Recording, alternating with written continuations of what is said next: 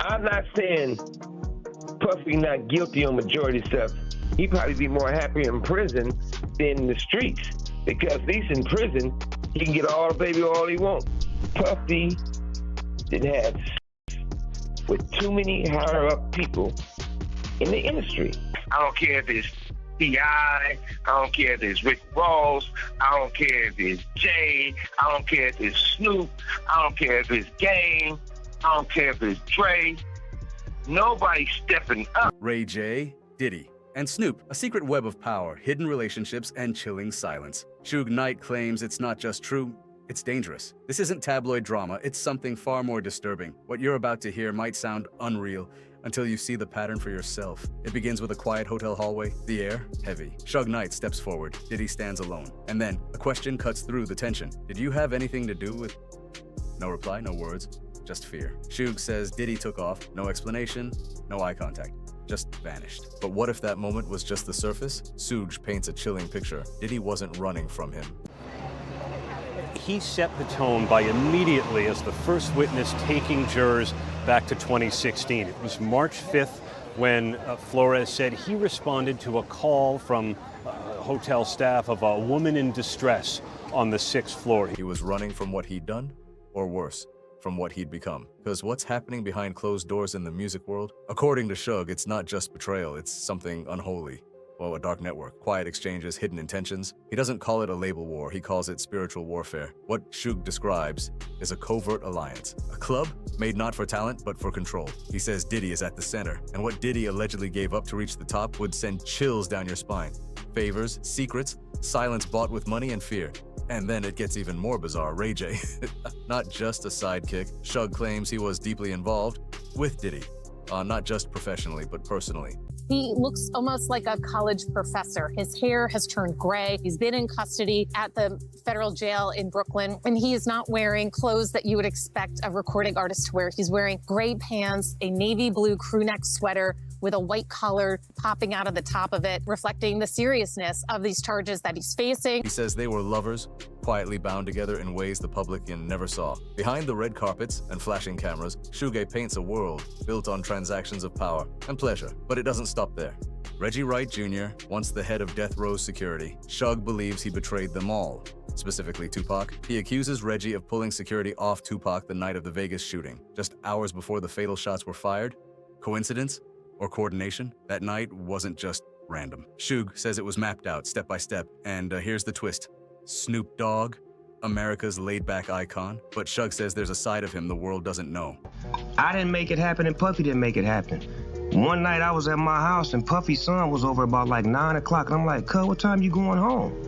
And he like, "I'm spending the night." According to Suge, Snoop was listening in real time. Through a walkie-talkie, he alleges Snoop had live access to the moment Tupac was shot. And there's more. Suge claims there's an audio recording of Snoop's reaction, one that could, in his words, put Snoop in prison for life. This is where the story twists again, because now we leave the rappers and step into the boardrooms. Capricorn Clark, music executive tied to the biggest names in the game. Suge says she was paid off by Jimmy Iovine himself, $1 million. To keep quiet. But why? What secret was so big that Interscope needed silence at that price? It wasn't Diddy, Suge claims. They call it the boiled egg test. They could take a boiled egg, a raw boiled egg, and have those guys put their pants down and bend over and stick it up their ass. It was Jimmy, the machine behind the machine, the puppet master. Now step back for a second. You've got the streets, the clubs, the betrayal. But then you zoom out and you see the law. Crooked officers, silent trials, police who were supposed to protect, but instead, according to Suge, helped organize the hit on Tupac. He says these weren't just dirty cops, they were architects of chaos. And here's the part people always forget. Suge still lives inside his skull. That night in Vegas didn't just steal Tupac. It nearly killed Suge.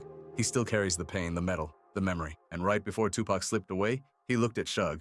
One thing that's been interesting during jury selection, Combs, like all criminal defendants, is required to be in the courtroom. And while he is known with this image of being a hip-hop mogul, kind of this icon who threw those elaborate star-studded white parties, his attire in court is very different. He was bleeding out, but he still had strength, still had heart. "I'll drive," Tupac said. Even in the face of death, he wanted to take the wheel. And his final choice of music? "You ain't never had a friend like me." A haunting goodbye. a loyalty song, a final message wrapped in melody. But rewind. And because years earlier someone tried to tell us what was happening, Jim Carrey. Live on national television, he laughed about secret hand signs, made jokes about the elite, but behind his smile was something else. Urgency. He was mocked, brushed off. But now, Suge Knight says it wasn't a joke at all. Jim knew, maybe not everything, but enough to raise the alarm. And now, so does Suge. The connections are too specific, the name's too powerful, the story's too calculated to ignore. Diddy's lawyers had argued that he had made good faith efforts by showing up in New York, ready to surrender to face these charges, but prosecutors said that he could not be trusted, that he has a history of trying to intimidate witnesses, including some who are going to be witnesses in this case. You think you know hip-hop history? Think again, because this is something darker. And just when you think it couldn't get worse, the next reveal will flip everything. What if the stories we've been told were just distractions? What if Tupac's death wasn't about East Coast versus West Coast, not about ego, not even about money, but about silence and sacrifice? Suge Knight doesn't talk in riddles. He points fingers, and when he does, the same names keep popping up. One of those names? Reggie Wright Jr., the man who once protected Tupac, or was supposed to. Suge says Reggie pulled the security team the night Tupac was killed, not for a last-minute adjustment, not for crowd control. He says it was intentional. The first witness, former Intercontinental Hotel security guard Israel Flores, testified about responding to that now infamous incident, speaking with Combs and his ex-girlfriend, a key witness in this case, Cassie Ventura. Hours before the fatal shooting, Tupac was exposed. No backup, no barrier, no protection, just Suge beside him. Why would the head of security remove guards on the night of a massive fight? A night when tensions were high? A night when Tupac had just thrown punches at a known gang affiliate in a Vegas casino? It doesn't add up, unless you believe Suge. He believes it was a setup, that Tupac wasn't just caught off guard, he was being handed over. And Reggie still denies everything, but Suge's tone when he says the name is cold. Then there's the surveillance. Snoop Dogg, the Dogg father, a hip-hop legend. But in Suge's version of the story, he's listening, literally. According to Suge, Snoop had access to a private communication line. Walkie-talkies, real-time monitoring. Suge claims Snoop was tuned in when Tupac was ambushed. Worse, he says there's audio evidence, a tape. One that could put Snoop in prison for life. Yes, Suge doesn't explain how, but the implication is clear. Snoop knew. Maybe even more than just knew. He says the tape is out there, locked up, protected, suppressed, and here's where it starts to feel like a web that never ends. Because once you get past the artists, the shooters, the execs, the so-called circle, you find the machine. And behind that, money, power, secrets. Capricorn Clark, a name few fans recognize, but a force within the industry. According to Suge, she was offered $1 million, not by Diddy, but by Jimmy Iovine, the man who helped shape modern music. The goal? Silence. Suge says it wasn't hush money about a deal gone wrong, it was about abuse. Not in the streets, but behind the studio walls, and Jimmy, he claims, wanted it buried. But here's where everything shifts. You start to see a pattern. Every time the truth gets too close, someone gets paid. Someone disappears, or someone ends up dead. And speaking of death, Suge still carries a... From that night in Vegas, he was sitting right next to Tupac. When the car lit up, the rounds tore through metal and flesh. Tupac was hit multiple times, so was Suge. The doctors saved his life, but the pain, it stayed. And it wasn't just physical. Suge remembers the chaos, the blood, the confusion, and one moment he can't forget.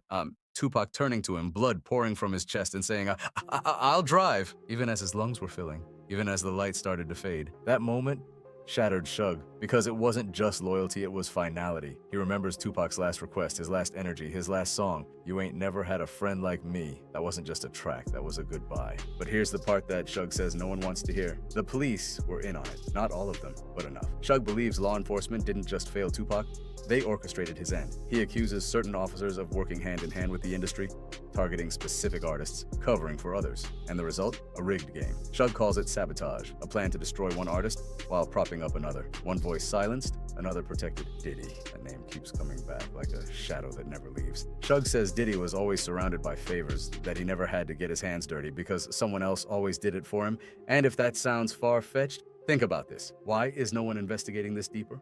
Why did every trail go cold? Why is every eyewitness dead, paid off, or yeah, I saw it, or silent, or even the media quiet? Too quiet. Because Suge's not just talking about music anymore. He says this whole industry, the fame, the money, the deals, is built on compromise, that the higher you go, the darker it gets. And that brings us back to one of the strangest parts of this entire story. Jim Carrey, not a rapper, not a producer, just an actor, who years ago on live television looked straight into the camera and started mocking the elite. He made a triangle with his hands, talked about them, laughed about how it all works. People laughed back. It was seen as comedy. But Suge says that wasn't comedy. That was truth disguised as humor. He believes Jim was trying to tell us something, a warning, a hint, a subtle crack in the mask, because Suge thinks that same triangle, Those hand signs, that hidden circle, runs through hip-hop too. And what's at the center of it? Diddy not as a puppet, but as a player. Suge doesn't say satanic directly, but he calls it evil.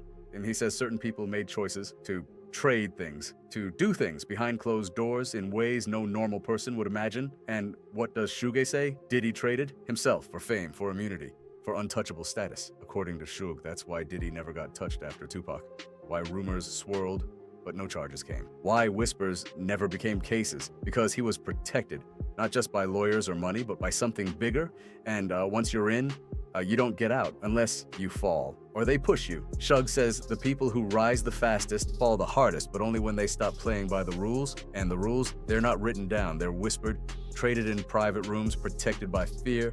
He claims that once you see how deep it goes, you can't unsee it. That deals aren't signed in ink, they're sealed in silence, with favors, with threats. Some give up their morals, others, their friends. That's why he says Tupac had to go, because Pac wasn't silent, he was unpredictable, loud, revolutionary. You can't control a voice like that.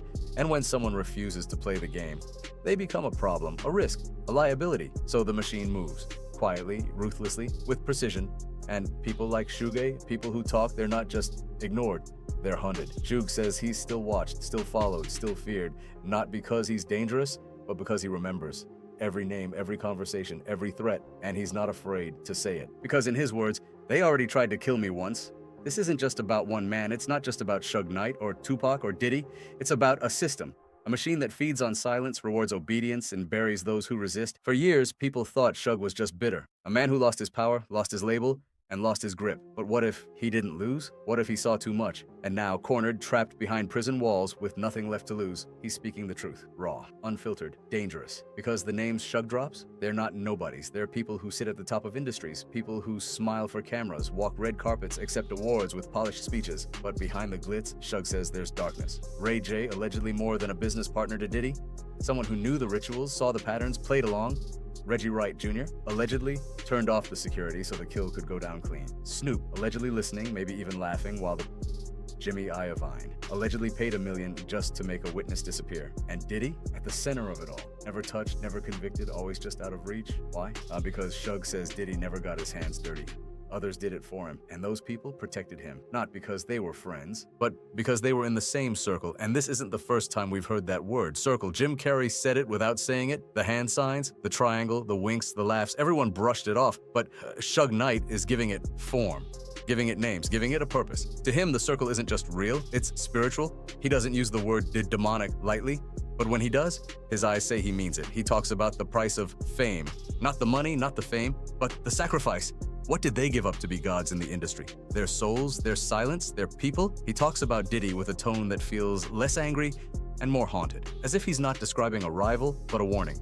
A man who, in Suge's eyes, traded everything to become untouchable. Someone who doesn't flinch, doesn't answer, just smile and walks away, or runs, like in that hallway.